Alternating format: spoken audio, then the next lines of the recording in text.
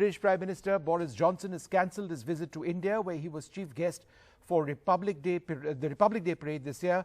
This amidst a huge surge in COVID cases in the United Kingdom. That means the government is once again instructing you to stay at home. But now, more than ever, we must pull together.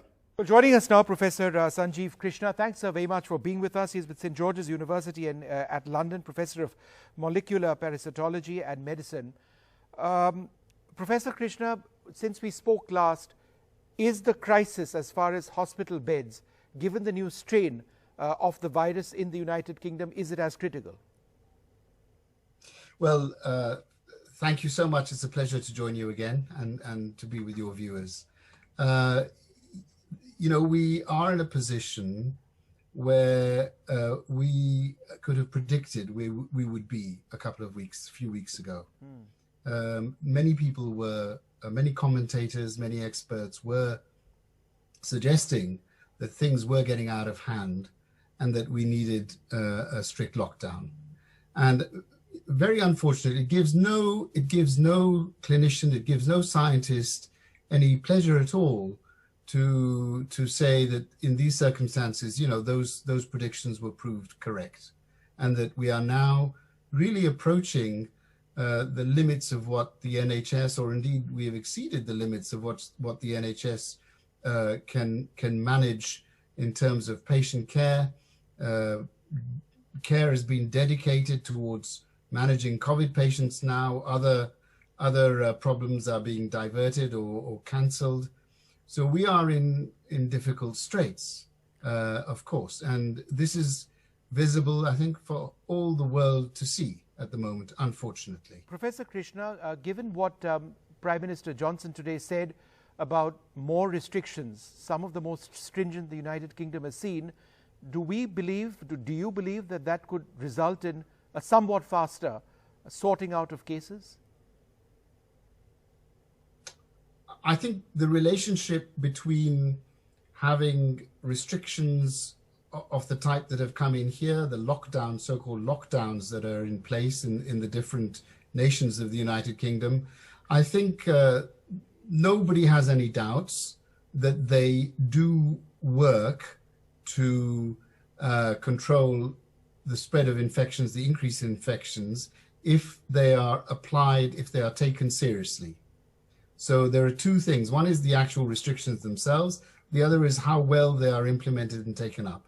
And I think the seriousness of what we are experiencing at the moment is well understood by the UK population in general. And I think they will bear results. But we have to bear in mind also that the virus now has changed its stripes. Right. It's become more infectious.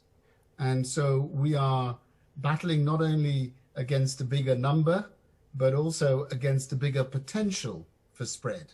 So it really, Professor Krishna, does boil down to the number of people who are given a jab, given the vaccine, and the rate at which they're given a vaccine. And the fact is, in the United Kingdom, you've changed the gap, the number of days in between jabs. And there's this huge fight in the United Kingdom to get people vaccinated as soon as possible.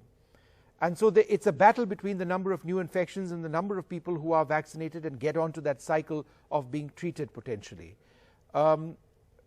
Who's winning right now? And at this rate, when could the UK get this situation under control? In weeks or possibly months?